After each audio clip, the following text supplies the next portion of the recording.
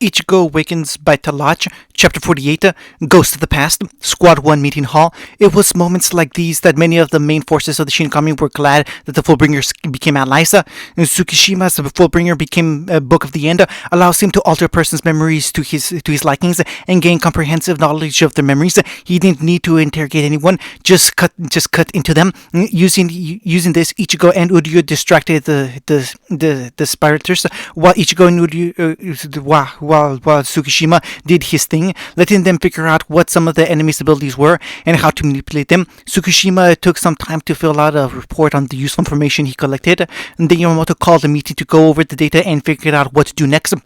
Okay, this is what I got from those three. Tsukishima started, almost acting like a teacher with how he was presenting the information. The Quincy have been plotting for the past 1,000 years on the revenge against the Soul Society and the Soul King himself. For many, the aging process was slowed down immensely to keep them as able fighters when they could begin their assault. The bulk of the army is made of soldats who seem on par with your average seated officers. A separate hunting group called the Jagdermi and 26 elites called the Stenritters, 4 of which serve as the personal guard of Yubaha himself, and 1 is the Grandmaster, second only to the Emperor. At minimum, they're as strong as powerful as lieutenants.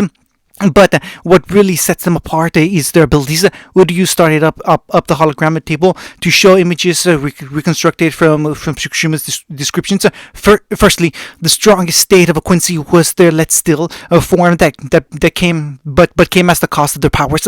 The image showed Uryu in that state during the fight on Sokyuko Hill. They have since changed that to attain a form called the Volstantic. The image shifted to show Uryu with wings of Reishi and a halo. Not as strong as the Let Still, its power is still significant enough to make them powerful opponents, not without drawbacks. The technique is not natural and one must train in order to attain it. Imagine Let Still as using 100% of one's strength while being so full of adrenaline you can't feel the damage you do to yourself. Volt Sting is using close to the same level of power, but they feel the strain of using that power. Ichigo looked over at Uryu, who seemed to be contemplating how he can attain that level of power, something he had to admit was very tempting.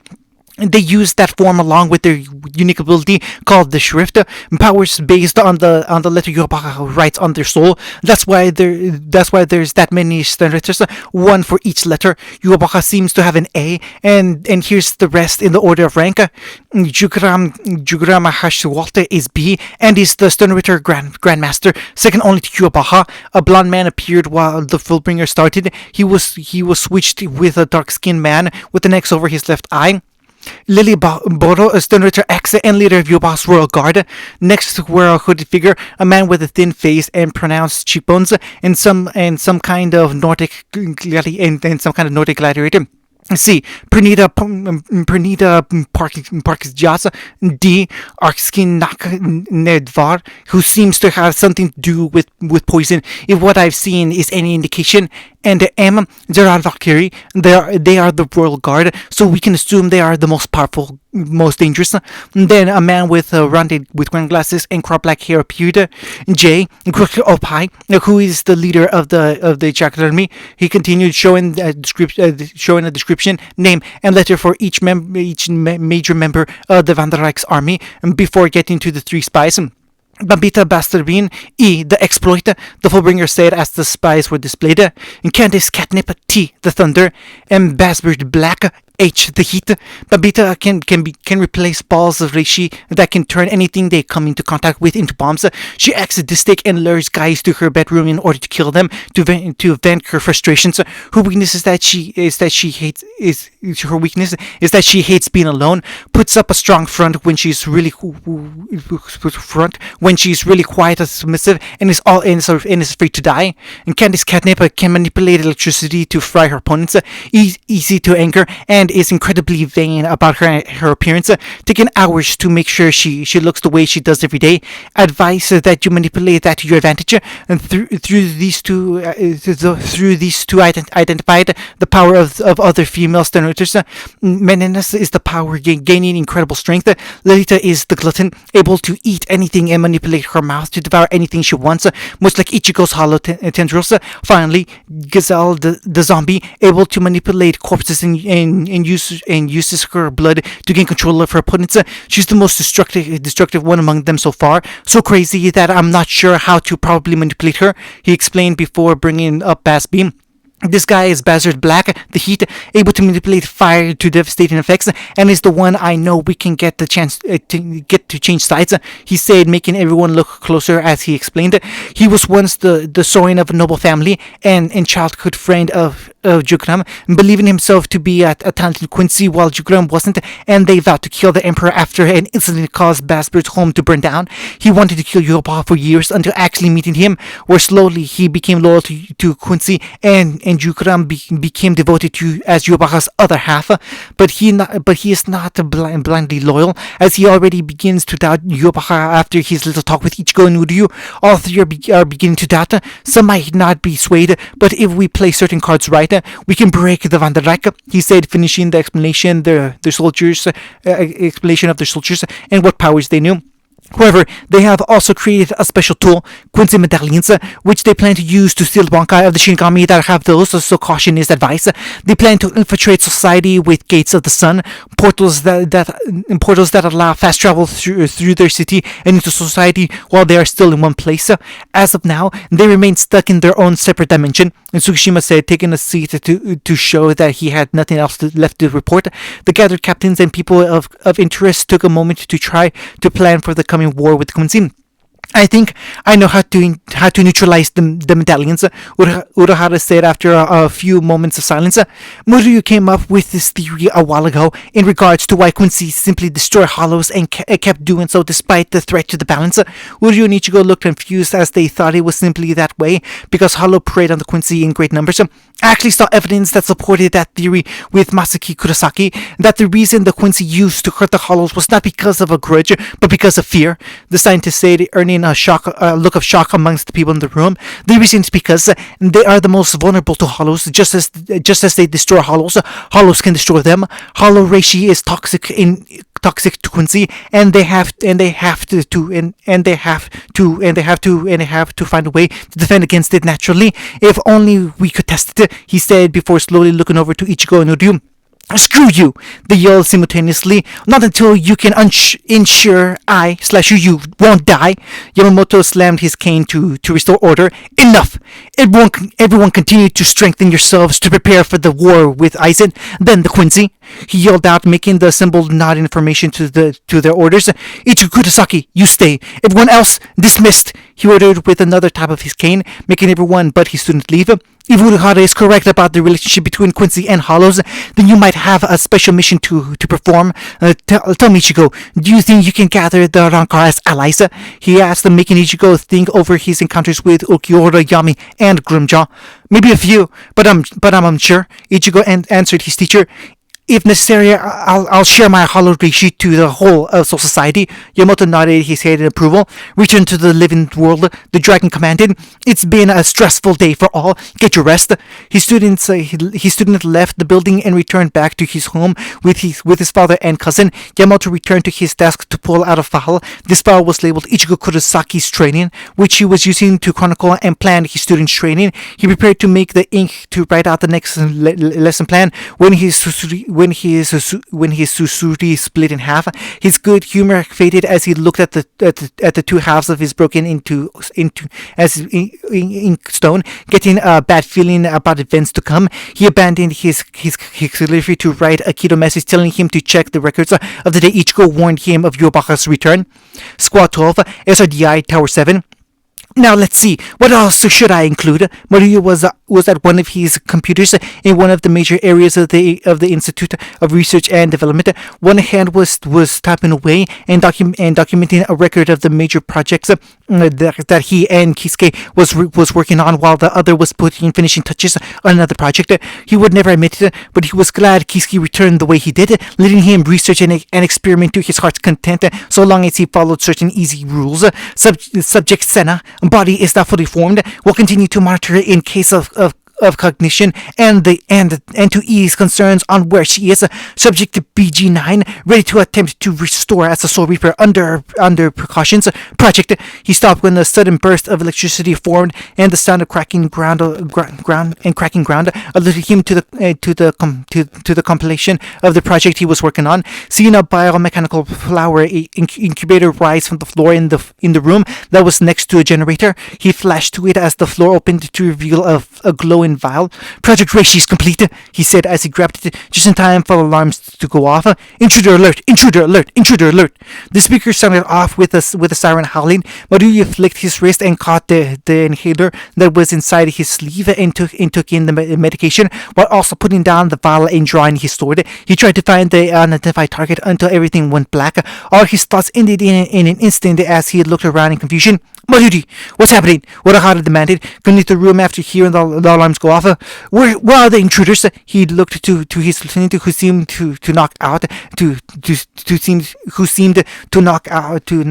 of his gaze, to daze and being uncharacteristically scared. Kisuke, what is this? Where am I? Stay back! The skeleton clown yelled, pointing his blade at the master assassin. Get away from me! Urahara gave the man a hard look before getting behind him and knocking him unconscious with a quick strike of his hilt. Deal with that later. He made a mental note before scanning the room. He sensed his intruders and saw what was out of place. The Reishi convergence device is done, he said, sounding pleasantly surprised. And missing. That's not good. From their hiding place, the intruders were about to activate the stolen device before Urakata appeared before them. A tall, lean, pale man with dark lavender hair that was wielding a large red double-edged scythe, and a short, spiky, blonde-haired girl, both wearing a tattered and ragged kimonos. Without saying anything, Urakata lashed out with Benihime, forcing the scythe wielder on the defense before grabbing the shaft of the pole weapon and bringing his blade to the intruder's neck. Neither are thieves, he said, glaring at his opponent, who seemed to be struggling with staying up.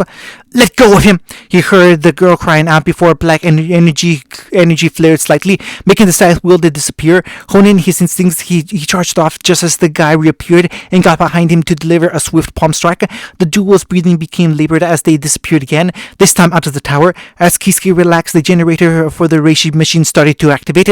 Tower 7 Reishi generator shut down, he ordered quickly, shutting down practically everything inside the tower.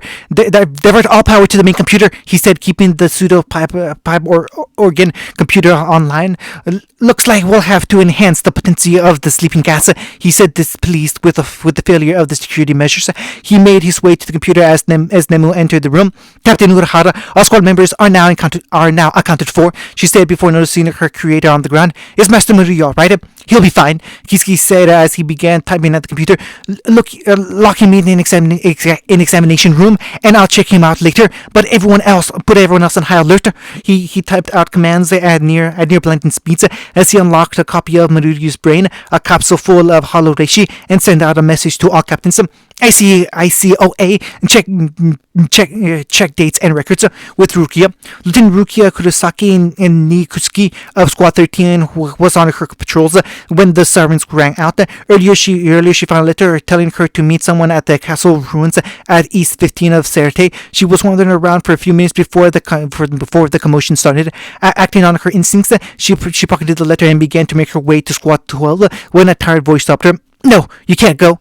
It was a girl, echoing in the distance of her mind. She stopped to look around, her hand on her blade and ready to fight. Who's there? She called out, glaring into the darkness. It was quiet until the same ghostly laugh returned and a pale girl in ragged clothes appeared, looking as if she was about to fall asleep. It was autumn, but Rukia thought she looked familiar. The girl flew in front of the lieutenant and suddenly said in a kind and gentle tone, "We came to erase your existence." Then her eyes became harder and malevolent. Rukia, she whispered before floating out of anger. Another figure appeared behind Rukia, wielding a white and red scythe. She turned just in time to watch the blade cut through her neck. She slowly collapsed as her mind went blank and was caught by the male just as the girl returned. "Let's go. We have to hide," she said, earning a nod from her brother as the duo took Rukia away. With Ichigo. Ichigo was drying out his hair after a nice hot shower. The day got hectic as they dealt with trying to figure out plans to fight the Swifts and what the other letters could mean. He tossed the towel into the laundry hamper as he froze, feeling something was wrong in the universe. Am I forgetting something? Illustrated Guide to Soul Reapers. What Ichigo did to Mayuri after learning he killed Soken. "Hey, Mayuri!" Ichigo greeted the scientist, carrying with him a large capsule filled halfway with thumbtacks. Lieutenant Kurosaki, just who I wanted to see." Mayuri returned, wanting to focus on the experiment he was planning. "There are some theories I have about." He was caught up when Ichigo grabbed his sanpakto, broke it at half a foot out of the sheath, stabbed him in the throat, and quickly created a barrier around the man before he exploded into blood and goo. Ichigo then raised the barrier and opened the capsule before pouring the deranged scientist into the pointy pile, closing the lid, and shook it like crazy to spread the text around. Ichigo then left the contacts hidden in the ceiling of the female staff's changing room and left. How Urahara got back at Soifon. The petite commander of the stealth force had a long, fruitful day of training her troops and sparring with her idol. Now she wanted to return to one of the most secured rooms under her control for some needed R&R. Her bedroom that was filled to the brim with Yurichi and black cat decor. She was so absent-minded at the moment that she was just happy to cuddle with her plush Yoruichi, only to notice something wrong. When she looked again, she saw that her Yoruichi and cat stuff was replaced with Yushiro and dogs. She searched her room furiously before finding a few pictures purposely hidden in her room, showing her Urahara while he raided her room with a smile. "I've taken your stuff and hid it," the note said, and she swore she could hear his irritated voice. "You won't get it back till I feel like it." "My Yoruichi!" Soifon cried out. End of chapter 48. Ichigo awakens by Talacha in chapter 49. Missing links. Squad 8, Kyoraku looked out his windows as the alarms blared at the 12th Division, signaling intruders in one of the facilities. Nothing else notable was happening until a Hellbot flight came into his room to deliver a message. He was pondering its meaning as his lieutenant secretly came into his office. Captain Kyoraku, should we go?" she asked urgently, ready to act on her duties as a Soul Reaper. Kyoraku only spoke with calm and confusion. "Nanoa, do I have a file labeled ICOA?" he asked, surprising Nanoa. Wordlessly, she went to his records shelf and double-checked, sure that she would have known about such a file. She was surprised to actually find it before giving it to her captain. "ICOA in case of amnesia, right here, sir." He opened it up and looked through the contents. "Well, this is shocking," he said, as calm as ever. Squad 13. "Aizen betrayed us, and we were saved by this Ichigo Kurosaki," Ikutake said in confusion as he read through the files and records of the past few months. And my new lieutenant is this Rukia Kuchiki." He was so busy trying to wrap his head around the situation that he didn't notice his 2/3 seats come in with another file. "Sir, we found it," Kione shouted, ruffled from rushing to get back with information. "Evidence that Rukia Kuchiki or Kurosaki is in fact your lieutenant," Senator continued, giving the sickly captain the confirmation he needed. Squad 4. "It also says we got married about a month ago after we restored you to your true strength," Unohara said to her husband, barely stopping her aggressive actions. "Well, that explains the situation," Kenpachi said just as calmly. "Should we meet with the other captains?" "Later. I'm almost done," she said with a lustful smirk. Squad 2. "All right, Stealth Force, listen up," Soifon shouted at her assembled scouts and patrol squads. "We're searching for an unknown person. Subject is female, cropped black hair, on the petite side, 4'8". Her name is Rukia, and she is supposed to be the lieutenant of Squad 13. Our memories are altered to forget her, and there's a possibility that whoever she is likely responsible for that and is a danger to society. Find anything you can. Dismissed." Ma'am, the gathered troops shouted before running off to search for the lost lieutenant. Omeda, hold down the fort, Sorfon ordered as she began to head for the head captain's barracks. Alert me if they find anything worthwhile. Squad 6. Byakuya was standing in front of the picture of his late wife, set in a new altar for those he's come to consider his family. On it were two faces he no longer recognized until hearing the order to check certain files. After reading his ICOA files, he visited the altar to give a silent prayer to the only woman he loved. Forgive me, Hisana, he whispered as he steeled his resolve. I may have forgotten my promise, but I will keep it. He finished his prayer before leaving for the meeting. Squad 10. Can you trust this? Rangiko used her captain after he relayed his orders. They lost their memories about major allies and a key figure in their future. What if someone forged your writing? Then they knew that I trust Captain Shiba with my life. Toshiro said as he fastened his blade to his back. Any child of his is worth that same trust, he said. He finished before making his way to the meeting. Squad 7. Tosen, the werewolf thought as he finished reading his reminder records. I imagine I was this shocked and angry when you first betrayed us, but I do not have the time to hate you now. He disappeared in a burst of speed. I pity you, old friend. Squad 5. What do you know? Shinji said, reading his own backwards upside down writing in his own version of ICOA files. He was sharing a few drinks with Kensai and Rose when it happened. There was a moment of shock and surprise that quickly died after they got the message. Kid got us back to Soul Society. And to think you doubted him, Kensei. Rose teased as he and his fellow advisor captains prepared to return to Squad 1 for when Yamamoto made the plan of action. He was shaking like a small dog, terrified out of his wits. The stern man argued back. Of course, I never thought of much of him. Anyone who saw that smile of Lisa would be terrified. Rose returned in Ichigo's defense. That was a weird showed of face for her. I wonder how Love is doing. Shinji thought to himself while his old friends got back to the old arguments they had regarded their favorite freak of nature. Squad 12. All you shut the hell up! Love yelled out over the gathered masses of raging Shinigami and citizens of the Rukon district. His voice echoed throughout every area under his authority with the aid of hundreds of hell butterflies. Normally, Love Aikiawa was pretty chill. Now he was pissed and laying down the law in the Rukon. Also, Reapers are to act as impartial police. You help the helpless, not abuse them. If I hear about any abuse of authority, I will find you and kick your asses. Now do your jobs. His cries made the entire area shake as every person in the district calmed down and went about their business, getting clean pants. With Ichigo. What the hell is it? What is it? Ichigo asked, knowing something was wrong, just not what. He tried to think of anything that might be the answer. Idly, he heard his mother call him down for dinner, so he got up to join the woman of his family before something clinked. When did Mom wake up? He bolted downstairs to see and hear his sisters crying out in surprise and joy, similar to his own feelings, and except he knew she was awake for a while. But when it eluded him. Mom, when did you wake up? Well, it was just after you. She started to answer despite Karen muffling cries of "Who cares?" After you. Who did you go rescue again? She asked in return, filling the gap in her own memory. Ichigo groaned in frustration, bringing his hand to his head when he saw it, a silver wedding band on his ring finger. At that moment, memories of Rukia came flashing through his head, meeting her, fighting alongside her, rescuing her, dating her, marrying her, and now he remembered everything. Something happened to Rukia, Ichigo said suddenly as he got a text from his father saying to get to the Shoten immediately. He looked at Kon, who immediately got the idea and proceeded to extract the soul pill.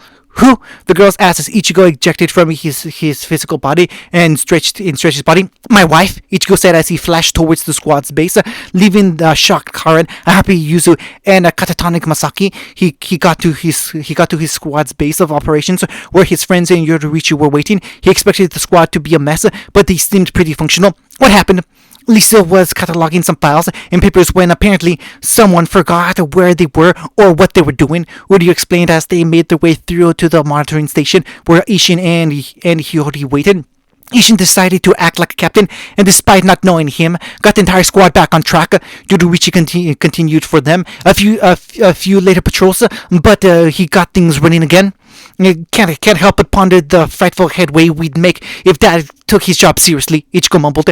As they got to the room, he saw Ishin with a serious and focused look on his face while Hiyori was snacking on chips. Dad, do you remember Rukia? The hybrid asked, getting a raised eyebrow from his father. No, I don't. He said before turning to Hiyori. Now, how does he remember this, Rukia?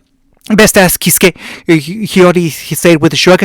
Meanwhile, watch this. Hiyori tapped a key and the screen showed a recording of Hiyori. Okay, video log 1. Hiyori Soraki, Intel reports and comms officer of Squad 12, working with Squad 15. It's been a week since Aizen defected from society and our base was finished. Shortly after, Kisuke informed all the captains of the Gotei squads of his of this hollow he called subject Memo Eater, some stupid name after a monster in this game. Dark Chronicles, I think. Don't care. Kisuke's a dork. The pastor said, earning a few giggles from some of the people in the room. Anyways, this hollow is a parasitic type. They're very rare nowadays, as they tend to get killed fast for being weak. According to him, it latches onto a host with weaker Reiatsu, or is vulnerable and slowly degrades the memories while draining the host's reishi. Normally, this wouldn't be a problem as we've been improving security throughout the whole of society, but something always has to screw things up for the rest of us, because Kisuke has a theory and wanted our contingency plan for it. If this hollow could merge with a soul with a greater amount of potential Reiatsu and possibly a special Reishi, then the normal rules of Memoito no longer apply. Since this hollow affects memories, we've been advised to keep a record of major events to keep us all on track should something memory based to happen. And since the captain here is an it, Hiyori shut off the record. I think we understand what is happening, Hiyori said, trying to focus on the missing report. Yeah, Memo Eater is on the loose and erased memories of Rukia, Ichigo said, giving a short explanation of who she was.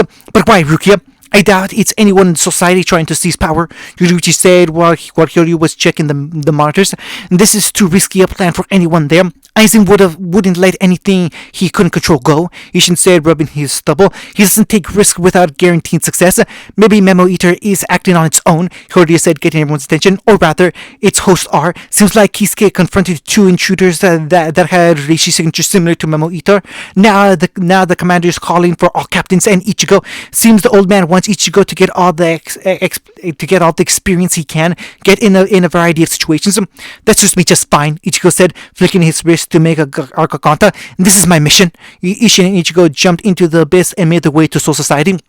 With Rukia, she slowly roused herself from slumber, feeling a sharp pain in her head, almost like something was trying to force itself free in her consciousness. She was in an age building with noticeable wear and on the walls, but it seemed like it would last a good long while. She found herself in a purple floral kimono, but she felt like so much of her life just disappeared. She stumbled onto her feet and made her way to the window to look over the city. One of the inner Rukon cities in the lower districts. She recognized the place as where she grew up, a flashing memory of how she met her friends while stealing water. She heard someone enter the room and saw two figures in ragged clothes, a man and woman. Rukia! The girl cried as she tackled her in a tight hug. The two fell over as Rukia tried to rack her mind, trying to remember things she knows is missing. Hey, what's your problem? Rukia demanded as she tried to get the girl off. Who are you? She stopped when she noticed the girl crying out of relief. Who are you people? She asked, more gently after seeing the girl. Sister, the guy started as he joined them. She's never going to recognize you if she can't see your face. She slowly calmed down and sat up. Yes, I know that. She looked Rukia in the eyes with a happy look on both their faces. Look at me, Rukia. Do you remember me now? Rukia stared at the two, trying to rack her mind to remember the two. They seemed familiar, memories of the two, memory of a time long past. But something else was struggling to come back to her. A man with hair of fire and clad in shadows and darkness. Squad 1, captain's meeting. The captains arrived, each one delivering a report on what they knew and remembered, who seemed to be missing, and what was currently going on. It wasn't until the very space at the end of the hall opened up to reveal Ishin and Ichigo did they really begin to plan. We shall skip the formalities, as this is a very tense situation, Yamato declared loudly. Captain Urahara, what can you tell us about the matter at hand? The scientist stepped up and activated the hologram showing a recording of the intruder's attack. During the night, Mayuri was finishing up reports and another project, a Reishi convergence device that we were planning to use to combat the Quincy. According to our files, anyways, it was supposed to mix with Holo Reishi to make the air like a toxin for them, but before we could proceed to that stage of testing, the attack came. The scythe-wielding intruder attacked and disappeared after taking the control dial. I came onto the scene too late, and Mayuri had lost his memories. I attacked them, but when they started was losing battle, they fled. Being who I am, I got a tracking device on the guy. The scene of the attack played out like he described, surprising the captain with some of the display. It seems like our worries are realized, as this is Memo Eater's Reishi signature, and that scythe is like its tail. These two are powerful souls. The male has the attack capabilities and can similarly cut out memories, but the girl seems to be able to teleport. The hologram deactivated as Kiski continued to voice his opinion. If possible, I'd like to capture them alive for study. They may become useful allies. But how can they remove our memories to such an extent? Ichigo asked, a question everyone had. If I had to guess, they attacked Rukia because I completely forgot about her. Everyone did.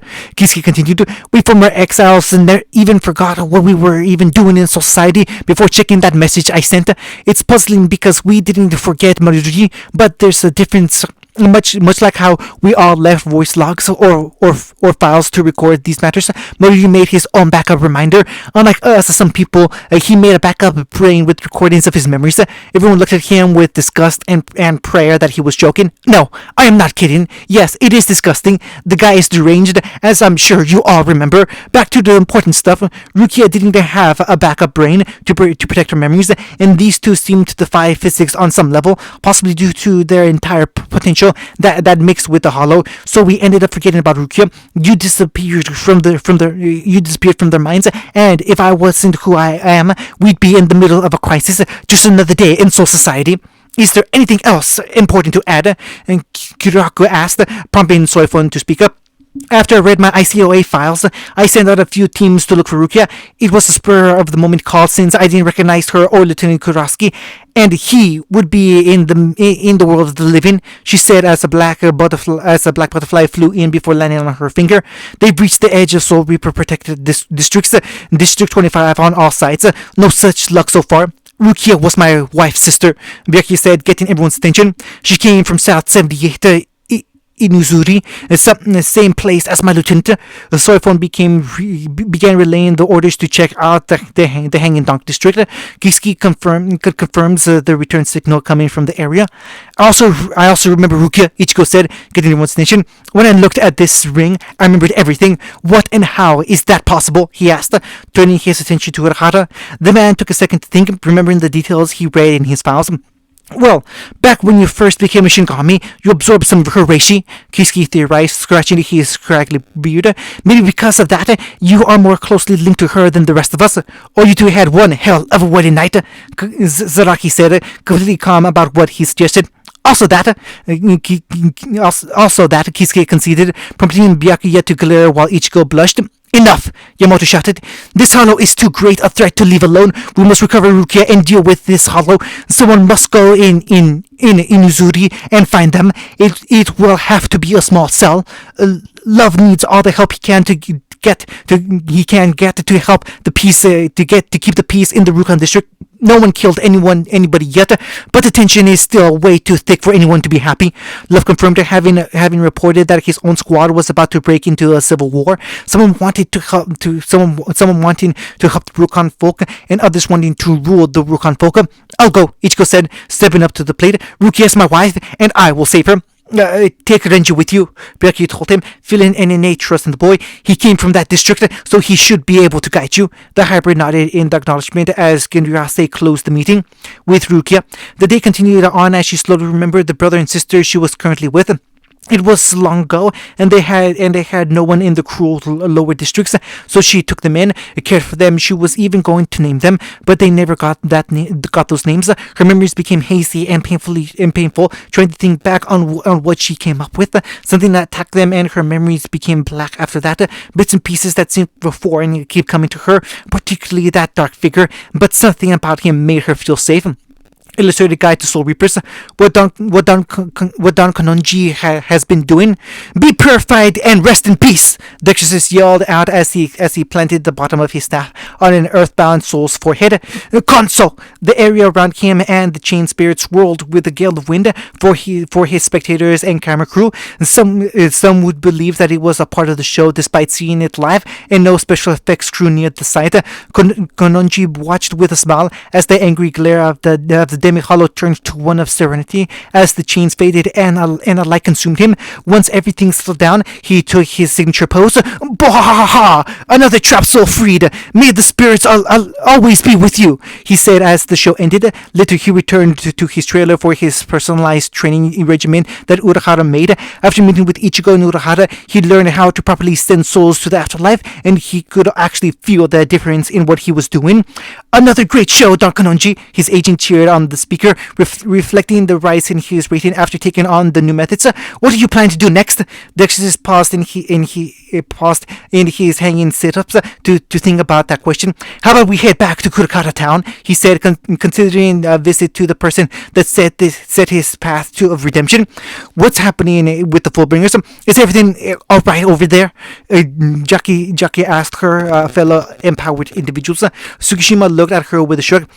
If they aren't calling us, then Ichigo is handling it, Ginjo said as they all went back to the usual thing. No one noticed the forced amnesia set on everyone else because they weren't affected by freaking Rukia. The reason she had nothing to do with them. Momo's current progress.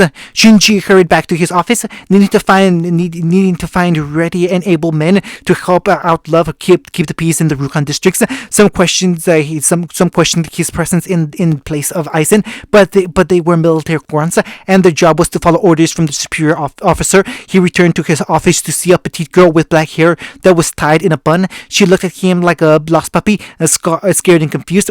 Who are you? She asked, seeing his hairity, and glared at him. Where's Captain Aizen? She screamed, demanding to know where her idol was. Shinji finally saw the armband that signified her as his squad's lieutenant. He knew he knows he visited her in the hospital on occasion, but since the memo eater attacked, he forgot what she looked like. Looks like she forgot about Aizen's betrayal, he thought to himself as she continued to glare at him. This will probably help with her recovery, but he flashed in front of her and put his hands to her face. This is not the time for that.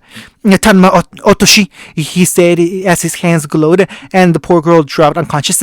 Since when did my squad become such a pain? He sighed as he had the girl brought to her room. End of chapter 49.